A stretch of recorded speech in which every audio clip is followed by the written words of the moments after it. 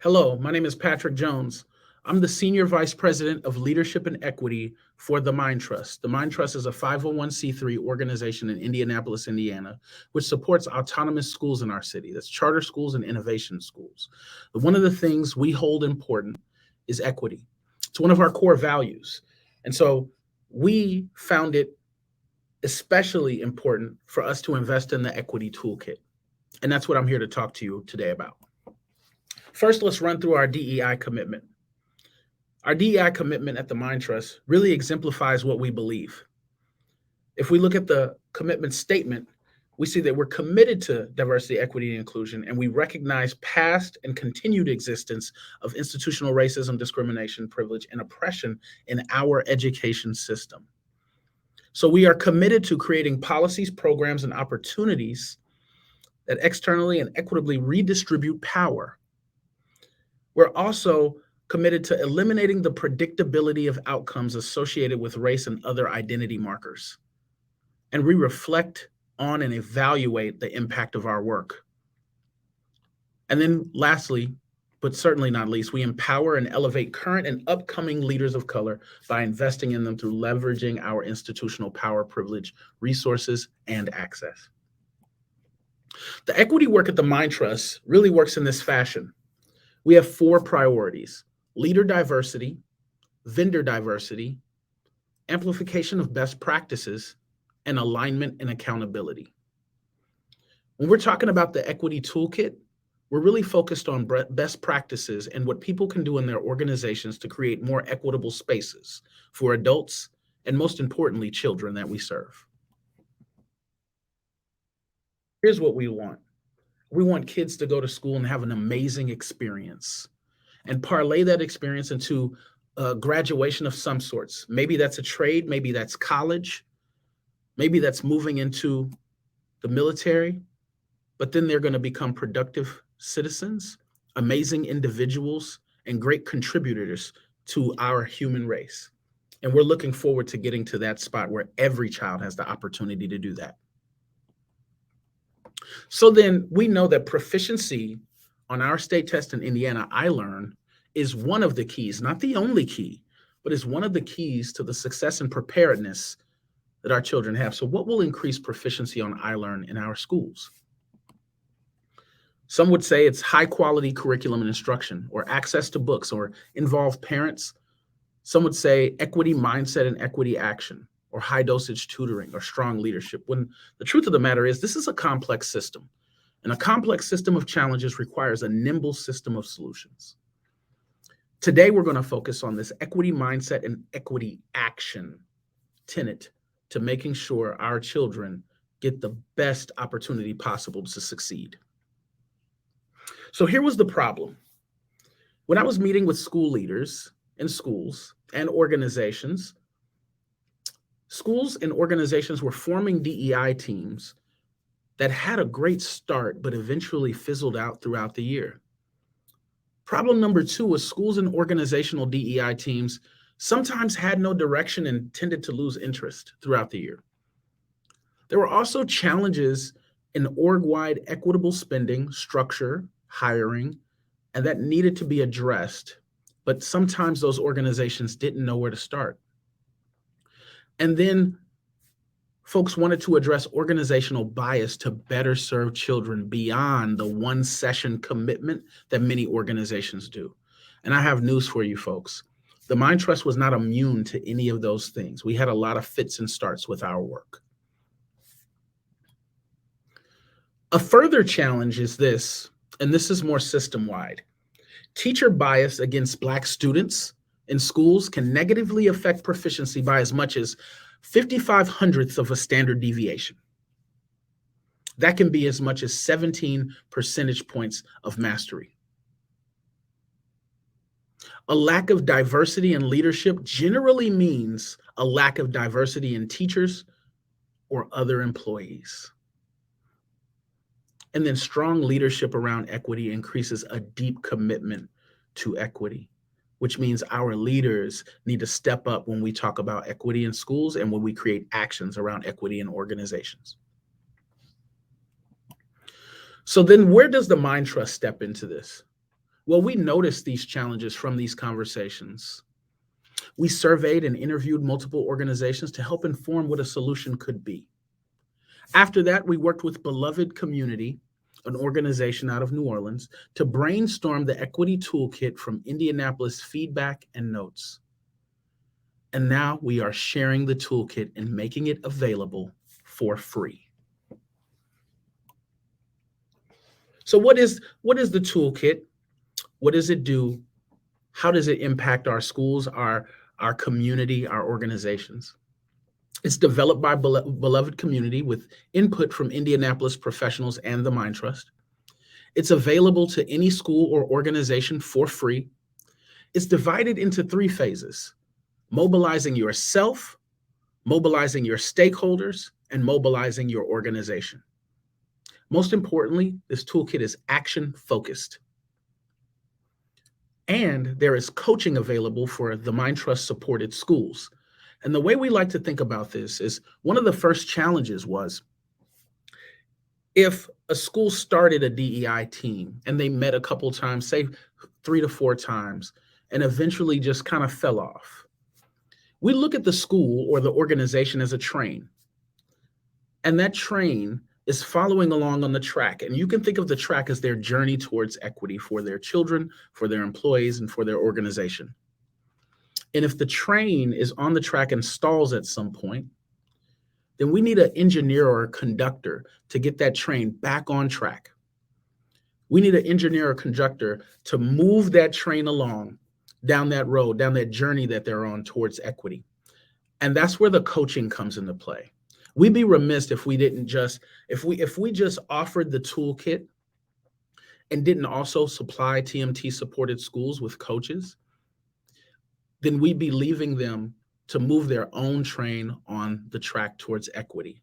And we want to make sure we provide that conductor or engineer to help them, to challenge them, to move our schools into more equitable places.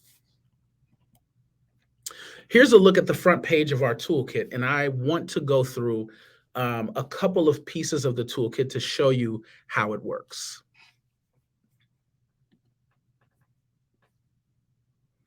So as we can see, as we move into the toolkit, you can look at the top, and as soon as you hover over the drop down in toolkits, the 3 phases come up. We can start with phase 1, phase 2, or phase 3. And we'll talk about, number 1, how do we determine which phase we're in? Before we do that, you also have to understand that within each phase, there are sub-phases. You can be in phase 1 at a developing subphase, at a mid-level subphase, and at a high subphase. And that goes with every single phase. And below, you have immediate access to all of the phases and all of the subphases. If we go to the background page, you get a little background information on Beloved and who they are, an overview of the toolkit and the work. But when we start reading this self-assessment section here, then we start to understand how we consider where we are on the phases. Each phase has a description. When you start using this toolkit, you should read the phase description and see what best describes your organization. Once you have done that, to understand whether or not you are developing, mid-level, or high, developing would be spending 1 to 2 years on the work, or equivalent to 0 to 3 hours a month. That's a developing subphase. If you spend 3 to 5 years, or you've had spent 3 to 5 years on the work, or about 4 to 7 hours per month on the work, then you're in the mid phase. And if you spend 5+ years on the work, or 8+ hours a month on the work, then you're in the high phase. There are also additional resources under that. Soon there will also be a PDF version of the toolkit if you just need quick access to the tool. And then we have phase resources. Say, for example, you just want to head to the resources and you don't want to go through the actual phases in toolkit, then you can say, I'm going to go to phase 2, and I'm going to go to the mid-level steps 2, and all of the resources for that phase will be there. Also, I can say phase 3, and I want to go to step 1, developing, and my resources will be in that location. We also have additional resources from Beloved. They have Urban Family Experiences Continuum that helps us understand what experiences our stakeholders go through so we won't develop biases that exclude them from opportunities. Rural Family Experiences Continuum, an identity spectrum so that we understand and honor identities, and an equity work plan template that you can use to build equity work plans for your organization. So let's dive into a phase in the toolkit. Let's go back to the cover page. Say we decide we are in phase 1. We're an organization in phase 1. And say that we've been doing this work for around 2 years. That would put us in developing. So we'll go to the developing phase, subphase of phase 1. We're mobilizing ourselves. Here's the phase description. In this phase, this tells me what I'll focus on. I'll focus on, and let me see if I can make this a little bigger for you all. Here we go. In this phase, we'll focus on organizing our racial equity team. We'll focus on creating opportunities for staff to engage. We'll focus on establishing data collection, and we'll research best practices. That's our focus. Now imagine I'm in a meeting with my DEI team. Now I have an idea of what we can focus on in this meeting and what we can walk away with as action steps. But we're not going to stop there. Let's go to step 1. In our meeting, we can set the agenda to address one of these questions. We can have a conversation on where are we in our own racial equity journey and competency? Are we ready to be a part of the organization's vision for racial equity? What support do we need to advance racial equity in the workplace? These are conversations we can have in the meeting. I told you this toolkit was action-oriented. So if you look just below that, we have actions to consider, and this is where the magic happens. Sometimes you have to take small actions to get into big opportunities. And so if we look at these actions to consider, let's look at the first one. Taking a staff assessment of racial equity and inclusion competency. You see these 1s and 2s at the end? That tells us what resources benefit that particular action. So if I see take a staff assessment, then I know 1 and 2, resources 1 and 2 benefit this. So I'll go to 2, Beloved's Community Equity Lens Map. If I click on that, Beloved will then take me to their tool, which I can use and download. Or I can click on Living Cities Assessment, and I can then go to that tool.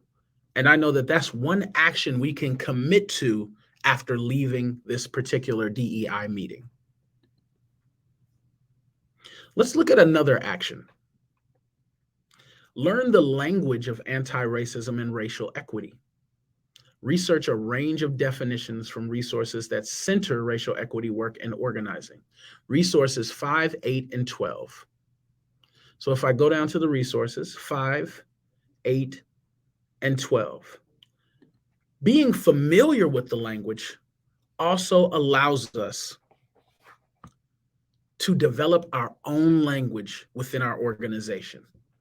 So once I get familiar, then we can look at the language of other organizations. We can look at the descriptions of other organizations and work with our organization to really define what we mean by equity, what we mean by race. And so I'm looking at this particular website that has pretty much a glossary of ideas and a source of where they got this from, which is important, especially when you are having conversations with people from different backgrounds who might not agree with you, who might need extra definitions and extra descriptions of what is actually happening, because they could have adverse reactions to some of this terminology, but it could come from a state of, I just don't know what the terminology means, which means it's time to get educated.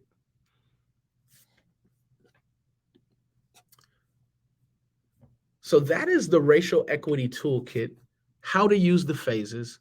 Once again, it's 100% free to any organization in Indianapolis and outside Indianapolis who would love to use it. We'd love to hear how you're using it. We'd love to hear what types of support you need. We'd love to hear what is working and what is not working with the toolkit. And if you have any questions, we have this contact us space here where you can literally send us an email with your concerns, thoughts, and we'd absolutely love to hear them. The Racial Equity Toolkit, presented by the Mind Trust, developed by Beloved Community, is available at equitytoolkit.org. Once again, that's equitytoolkit.org. Come on and join us. Hop on this journey with us.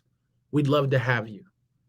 For our world would only be better if we appreciate each other, love each other, and treat each other like we all belong.